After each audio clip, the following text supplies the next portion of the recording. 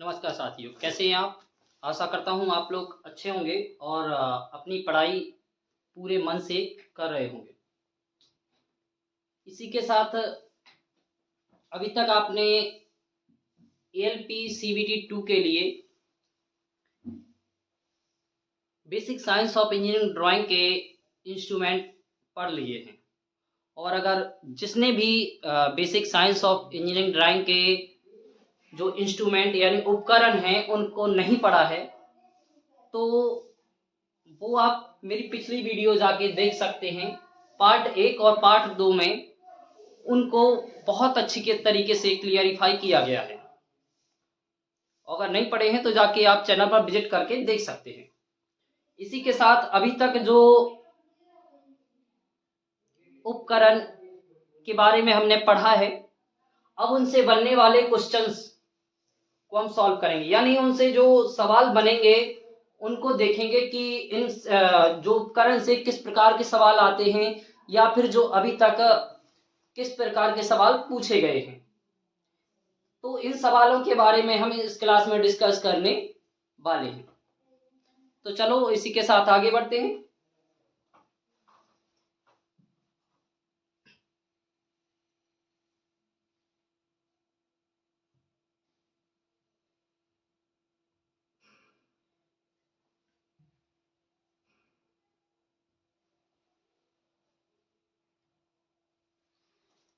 ये रहा पहला क्वेश्चन आपकी स्क्रीन पर। किस उपकरण का उपयोग मुख्य रूप से वृत्त और चाप बनाने के लिए किया जाता है? आपके सामने ऑप्शंस हैं आपके set square, compass, protractor, divider. तो सबसे पहले बात करते हैं सेट स्क्वायर की। तो सेट स्क्वायर आपने देखा होगा, कुछ इस आकार के थे आपके।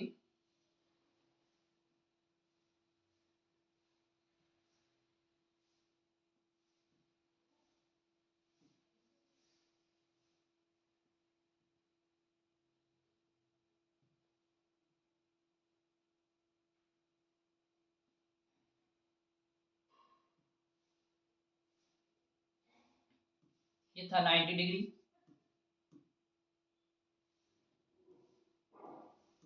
30 और 60। और एक और सेट स्क्वायर था, वो आपका था, ये 90 था, 45 और 45। ये दो प्रकार के आपने अभी तक सेट स्क्वायर पढ़े हैं। इन सेट स्क्वायर का प्रयोग जो था वो आपका एंगल क्रिएट करना था। तो इनसे ना ही वृत्त बनाया जा सकता है और ना ही चाप खींची जा सकती है। तो इन दोनों ऑप्शंस में से ये ऑप्शन आपका, ये आंसर यानी ये नहीं है। अब बात आती है कंपास की। कंपास जो आपने देखा होगा कुछ इस तरीके से था।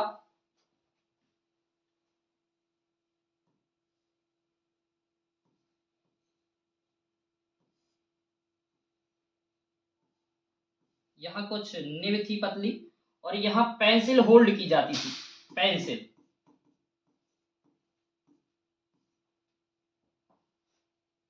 तो इसका प्रयोग वृत्त और चाप बनाने के लिए किया जाता था। किसका प्रयोग? कंपास का प्रयोग वृत्त और चाप खींचने के लिए किया जाता था। बाकी है प्रोटेक्टर। तो प्रोटेक्टर का उपयोग किया जाता था मुख्य रूप से किसी भी एंगल को क्रिएट करने के लिए प्रोटेक्टर का प्रयोग किया जाता था। और आपका डिवाइडर, तो डिवाइडर था आपका, डिवाइडर का प्रयोग किया जाता था किसी रेखा या वक्र रेखा या किसी भाग को पार्टों में डिवाइड करने के लिए डिवाइडर का प्रयोग किया जाता था। तो आपका सही आंसर हो जाएगा कंपास, यानी कंपास का उपयोग वृत्त और चाप खींचने के लिए किया जाता है। क्लियर है? अगला सवाल है टी स्क्वायर। टी स्क्वायर का मुख्य कार्य क्या है? तो बात करते हैं टी स्क्वायर की। तो टी स्क्वायर कुछ आपका इस तरीके से था,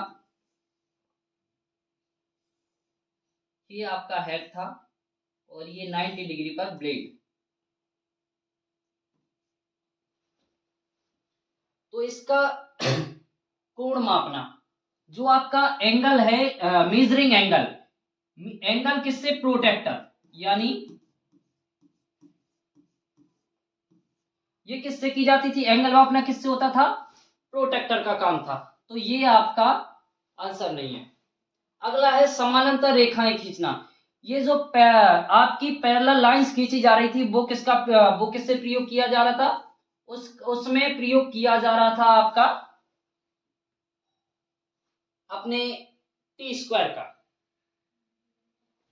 अगला ऑप्शन विभाजन रेखाएं, यानी लाइंस को डिवाइड करना, और लाइंस को डिवाइड करने का काम कौन कर रहा था, डिवाइडर।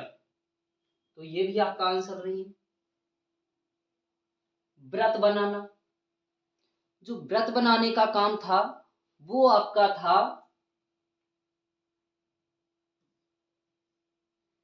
कंपास का, यानी कंपास से वृत्त और चाप दोनों बनाए जा रहे थे। तो आपका सही आंसर हो जाएगा समानांतर रेखाएं खींचना, यानी टी स्क्वायर का जो मुख्य कार्य होता है उससे समानांतर रेखाएं खींची जा सकती हैं, और जबकि 90 डिग्री का एंगल भी बनाया जा सकता है, लेकिन जो मुख्य कार्य होता है ना वो आपका टी स्क्वायर का यही होता है कि आपके समानांतर रेखाएं खींचना ही टी स्क्वायर का मुख्य कार्य होता है। क्लियर है। अगला क्वेश्चन है, मिनी ड्राफ्टर किन दो उपकरणों के कार्यों को जोड़ता है, यानी जो एक उपकरण है मिनी ड्राफ्टर, या जिसे ड्राफ्टर भी कहते हैं, ये एक उपकरण है, उस उपकरण का यानी जो दो उपकरणों का काम अकेले ही करता है। तो ऐसे उपकरण कौन कौन से हैं जिन दो उपकरणों का मिनी ड्राफ्टर द्वारा कार्य किया जाता है। तो सबसे पहले सेट स्क्वायर और एंड स्केल। तो देखो सेट स्क्वायर का काम क्या था, अभी एंगल,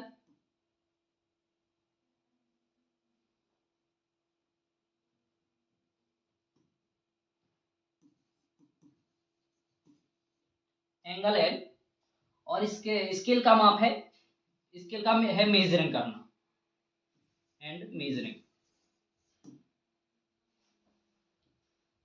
तो ड्राफ्टर से एंगल तो क्रिएट होता था लेकिन मेजरिंग नहीं होती थी। तो ये आपका आंसर नहीं है। अगला है स्केल एंड कंपास। तो देखो कंपास का काम होता था क्या, कंपास से था वृत्त और चाप बनाना। यानी कंपास का था वृत्त और चाप खींचना, तो ये मिनी ड्राफ्टर से नहीं किया जाता था।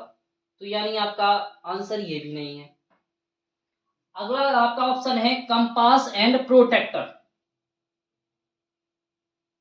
Compass and protractor. तो देखो कंपास का काम क्या है, सेम जो था अभी, कंपास का है वृत्त और चाप खींचना, तो ये भी नहीं था। अब आपका ऑप्शन है सेट स्क्वायर एंड प्रोटेक्टर। तो सेट स्क्वायर से था एंगल और रेखाएं खींचना, और प्रोटेक्टर से था एंगल बनाना। तो आपका आंसर क्या हो जाएगा सेट स्क्वायर एंड प्रोटेक्टर। इन दो उपकरणों को मिनी ड्राफ्टर कार्यों को जोड़ता है, यानी जो मिनी ड्राफ्टर है वो इन दोनों सेट स्क्वायर और प्रोटेक्टर इन दोनों के कार्यों को जोड़ता है। तो आपका सही आंसर हो जाएगा set square and protractor. Clear है। चलो अगला सवाल है मानक ड्राइंग स्केल, यानी स्केल, यानी आप इसे जो अभी तक देखा होगा एक नॉर्मली ज्योमेट्री बॉक्स में एक छोटी सी स्केल निकलती है, तो उस स्केल का प्रयोग हम मेजरिंग करने के लिए करते थे। लेकिन जो स्टैंडर्ड साइज है, मैंने आपको पहले ही बताया है कि इंजीनियरिंग ड्राइंग में हर उपकरण का जो डेजिग्नेशन है या जो आकार है वो स्टैंडर्ड है, यानी स्टैंडर्ड यूज किए जाते हैं और वो आपको याद करने ही पड़ेंगे। तो जो स्टैंडर्ड साइज है ना स्केल का, वो है आपका 30 mm। क्या है आपका साइज है किसका, स्केल का। बाकी ये आपके तीन ऑप्शन, ये आपका छोटे उसमें छोटे ज्योमेट्री बॉक्स में निकलता है ये 15 सेंटीमीटर का। तो आपका सही आंसर क्या हो जाएगा, 30 सेंटीमीटर। यानी 30 सेंटीमीटर का आपका जो स्टैंडर्ड साइज का स्केल होता है। क्लियर है इतना? नेक्स्ट सवाल। अब बात करते हैं, अगले सवाल में है आपका, ड्राइंग बोर्ड आमतौर पर किस सामग्री से बना होता है? तो सबसे पहले ही जो आपका पहला इंस्ट्रूमेंट था वो था आपका ड्राइंग बोर्ड। तो ड्राइंग बोर्ड हमने आपको बताया था क्या किया जाता था कि ड्राइंग बोर्ड में जो स्टेप्स होती हैं, पट्टियां होती हैं, उन पट्टियों को दो पट्टियों के सहारे जोड़ दिया जाता था, जिन्हें बैटन्स कहा जाता था। उनमें से इनके ऑप्शन दिए गए हैं। ड्राइंग बोर्ड आमतौर पर किस सामग्री से बना होता है? ड्राइंग बोर्ड आमतौर पर किस सामग्री से बना होता है? तो आपका है स्टील, जब लकड़ी की यानी वुड्स की जो पट्टियां थी उनसे बनाया जा रहा है, तो आपका ना तो स्टील से, ना ही एल्यूमिनियम से, और ना ही आपका प्लास्टिक से। तो आपका सही आंसर क्या हो जाएगा, बोर्ड, यानी लकड़ी से। यानी जो आपका ड्राइंग बोर्ड बनता है वो लकड़ी से बनाया जाता है, और लकड़ी की छोटी छोटी पट्टियां होती हैं जिन्हें आपस में जोड़ दिया जाता है। वो एक लकड़ियों का एक आकार का ब्लॉक होता है जिस पर हम ड्राइंग शीट फिक्स करके ड्राइंग तैयार करते हैं। तो यानी आपका ड्राइंग बोर्ड जो आपका बनाया जाता है वो किसका, वुड यानी लकड़ी का बनाया जाता है। किसका बनाया जाता है, लकड़ी का बनाया जाता है। क्लियर है? अब अगला आपका सवाल है, एक प्रोटेक्टर को आमतौर पर कितनी डिग्री में विभाजित किया जाता है? तो देखो, आपने जो अभी तक प्रोटेक्टर देखे हैं वो ज्योमेट्री बॉक्स में, यानी जो आपका ज्योमेट्री बॉक्स उपयोग किया जाता है उसमें एक हाफ प्रोटेक्टर रहता है। यानी दो प्रकार के प्रोटेक्टर होते हैं। एक तो ये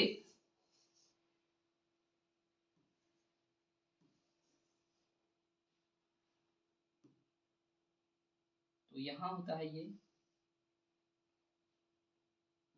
0, ये 90, 180 और 360।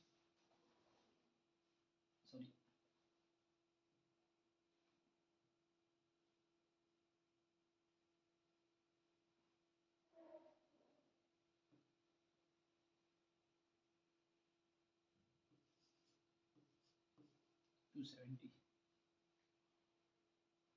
दोबारा ये हो जाएगा 360। और ये वाला था 0, 90, 180। तो एक प्रोटेक्टर को आमतौर पर कितने डिग्री में विभाजित, जो आमतौर पर प्रयोग किए जाते हैं मैनुअली, तो वो आपके होते हैं 180 डिग्री। और दूसरा रहता है जो आपका फुल प्रोटेक्टर रहता है वो रहता है आपका 360। तो आमतौर पर जिस प्रोटेक्टर का उपयोग किया जाता है वो आपका 180 डिग्री का प्रोटेक्टर होता है। यानी प्रोटेक्टर दो हैं, एक तो फुल प्रोटेक्टर होता है जो 0 से लगा के आपका 360 तक, और दूसरा रहता है 0 to 180 तक। तो ये हाफ प्रोटेक्टर होता है और आमतौर पर इसी का प्रयोग किया जाता है। तो कितने में रहता है? 180 पर। इतना साथियों क्लियर है?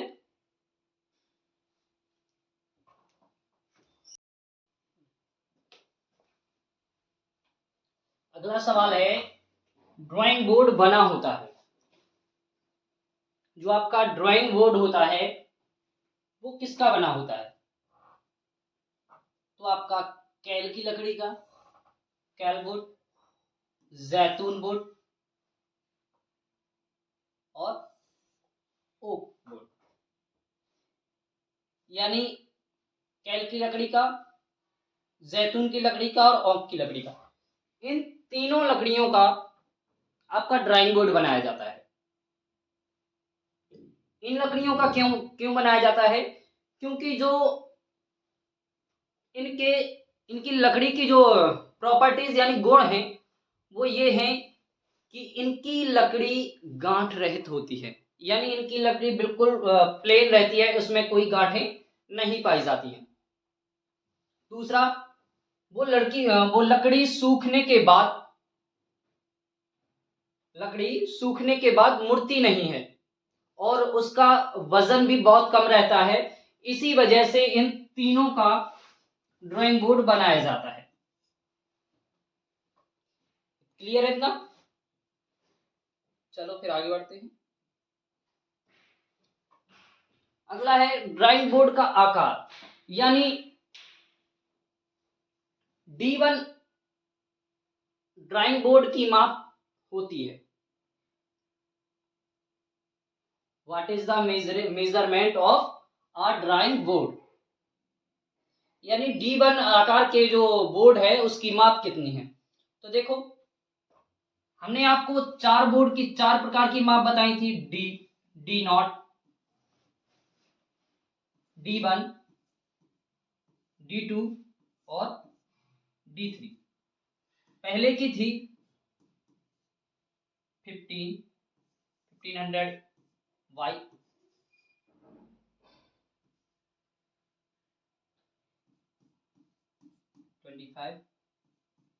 D1 की थी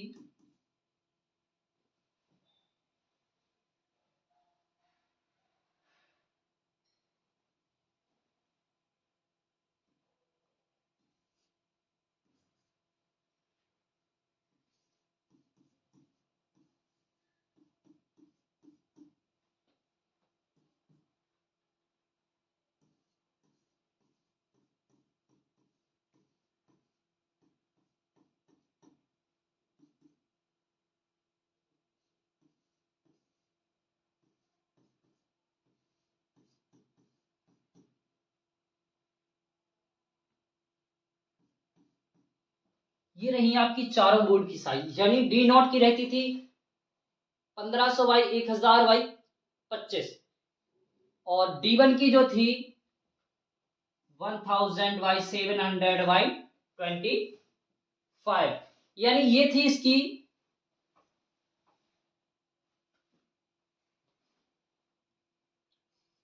लंबाई।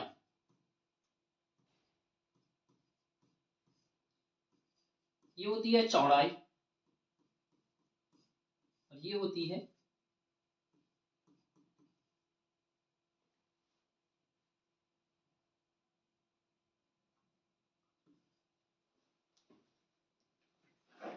मोटाई। तो आपके सामने चारों बोर्डों की डेजिग्नेशन है, तो किस बोर्ड की पूछी गई है? D1 आकार। यानी D1 आकार के बोर्ड की जो माप होती है वो आपकी होती है 1000 बाई 700 बाई 25। यानी ये है आपके D0, D1, D2 और D3। चारों आकार आपसे ये ऐसे ही आपसे सवाल पूछे जाएंगे एग्जाम में। क्लियर है? चारों के चार बन जाएंगे। तो चलो अगला सवाल है, T0 टी स्क्वायर की माप होती है। यानी T0 जो आपका T0 साइज का आपका टी स्क्वायर होता है उसकी माप कितनी होती है। तो देखो जो आपका टी स्क्वायर होते हैं वो बोर्ड की आकार की साइज पर निर्भर करते हैं। जिस आकार के बोर्ड के लिए टी स्क्वायर यूज करना है उसी साइज का आपका टी स्क्वायर होना चाहिए।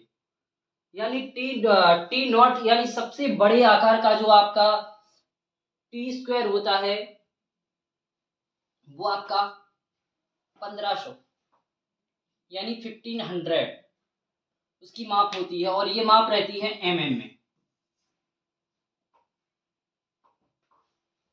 तो सबसे बड़े आकार के बोर्ड का साइज भी था 1500 बाई 1000 इंटू 25। तो सबसे बड़ी जो लंबाई होती है वो कौन सी रहती है 1500। तो सबसे बड़े आकार का जो टी स्क्वायर होगा वो कौन सा होगा 1500 mm का।